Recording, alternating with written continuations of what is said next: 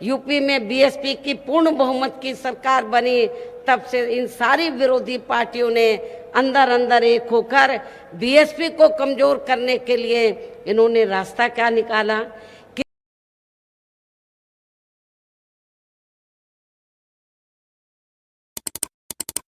हमारी पार्टी किसी भी चुनाव में अपनी पार्टी का कोई भी चुनावी घोषणा पत्र आदि जारी नहीं करती है। वैसे भी हमारी पार्टी किसी भी मामले में कहने में बहुत कम बल्कि कार्य करके दिखाने में ही ज़्यादा विश्वास रखती है। और इस बात का सबसे बड़ा सबूत ये है कि उत्तर प्रदेश में 4 बार हमारी पार्टी के नेतृत्व में रही सरकार ने चुनाव में पार्टी के बिना जारी किए गए घोषणा पत्र के ही प्रदेश व आम जनहित में काफ़ी कुछ ऐतिहासिक कार्य करके दिखाए हैं, जिनकी अब देश में अधिकांश पार्टियों की सरकारें काफ़ी नकल भी कर रही हैं। जबकि इस मामले में हमारी पार्टी का ये कहना है कि यदि इन पार्टियों के स्थान पर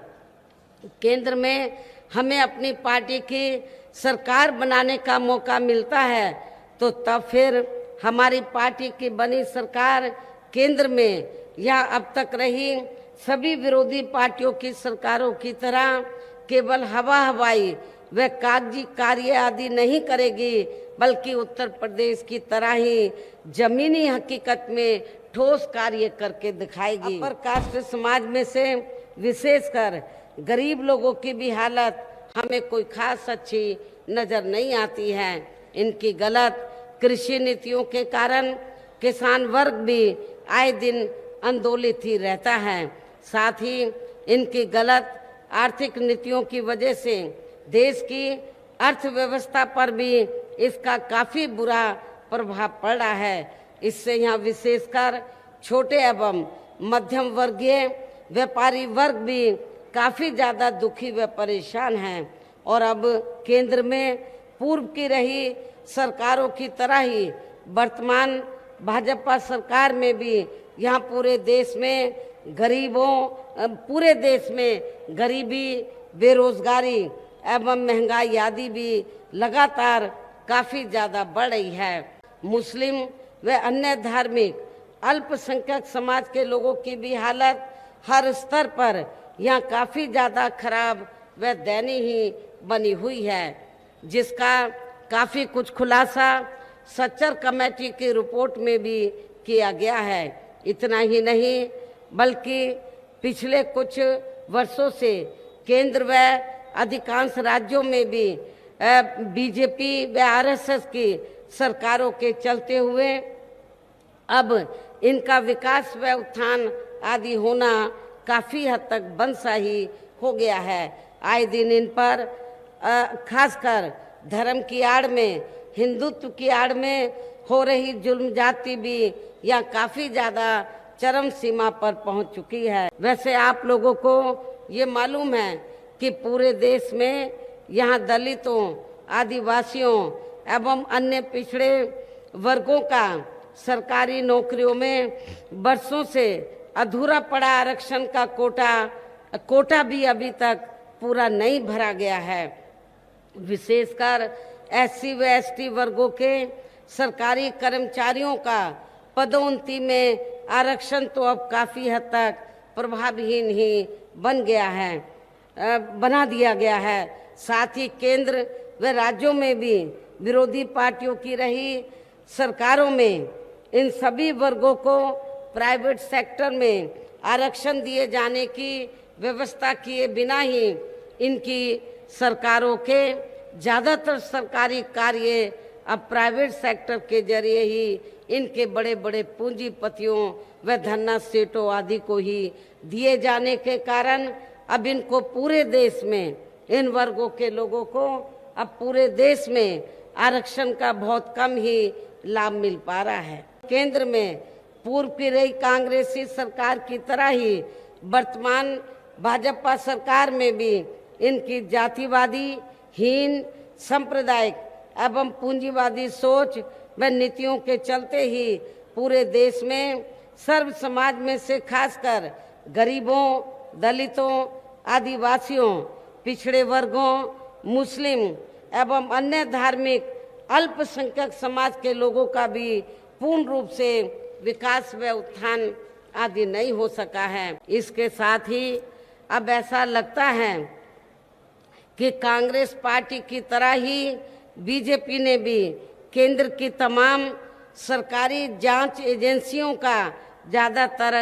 राजनीतिकरण ही कर दिया है। इसके अलावा देश के किसान वर्ग भी वर्तमान बीजेपी की सरकार में शुरू से ही अपनी विभिन्न समस्याओं को लेकर काफ़ी ज़्यादा दुखी व परेशान रहे हैं और अभी भी हैं। जबकि यूपी में आपका जो पड़ोसी राज्य है, देश का अब सबसे बड़ा प्रदेश आबादी के हिसाब से आपका पड़ोसी राज्य है, जबकि यूपी में 4 बार हमारी पार्टी की यहाँ रही सरकार ने इनके हितों का भी हर स्तर पर विशेष ध्यान रखा है। किसानों को उनकी फसल का उचित दाम दिया, खेती करने के समय से सस्ते साधन भी सरकार ने उपलब्ध कराए। इनका ज़्यादातर समय व ताकत भी या इनके अपने चहेते रहे बड़े बड़े पूंजीपतियों एवं धन्ना सेठों को ही ज़्यादा से ज़्यादा मालामाल व धनवान आदि बनाने में तथा उन्हें हर स्तर पर छूट देने व बचाने आदि में ही लगी रही है, जिनके अधिकांश आर्थिक सहयोग से ही ये पार्टी व अन्य पार्टियां भी अपना संगठन चलाती हैं तथा चुनाव आदि भी लड़ाती हैं, जिसका काफ़ी कुछ खुलासा बॉन्ड की आई रिपोर्ट से भी हो जाता है। अब देश की जनता काफ़ी हद तक इस बात को समझ चुकी है कि इनकी पार्टी ने यानी कि भारतीय जनता पार्टी ने अब तक देश के विशेषकर गरीबों, कमज़ोर तबकों, मध्यम वर्गीय एवं मेहनतकश लोगों को जो इन्हें अच्छे दिन दिखाने के असंख्य प्रलोभन भरे वायदे किए हैं तथा अनेकों हवाई व कागजी गारंटी भी दी है, तो उनका ज़मीनी हकीकत में अभी तक भी इन्होंने लगभग 1/4 हिस्सा भी कार्य पूरा नहीं किया है। वैसे आप लोगों को ये विदित है, मालूम है कि हमारी पार्टी कांग्रेस, बीजेपी व अन्य किसी भी विरोधी पार्टी के साथ मिलकर नहीं बल्कि अकेले ही खासकर यहाँ अपने गरीबों, मजदूरों, दलितों, आदिवासियों, पिछड़े वर्गों, मुस्लिम व अन्य अक़लियतों के बलबूते पर ही ये चुनाव लड़ रही है। पूरी तैयारी व दमदारी के साथ ये चुनाव लड़ रही है। जो इनमें से पार्टी से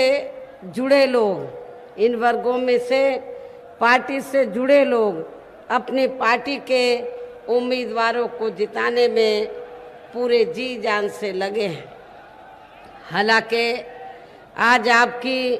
यहाँ इकट्ठा हुई अपार भीड़ व भीड़ के ज़बरदस्त जोश को भी देखकर अब मुझे भी ये काफ़ी हद तक भरोसा हो गया है कि इस बार आप लोग इस चुनाव में यहाँ अपने प्रदेश से भी अपनी पार्टी का बेहतर रिजल्ट जरूर लाएंगे।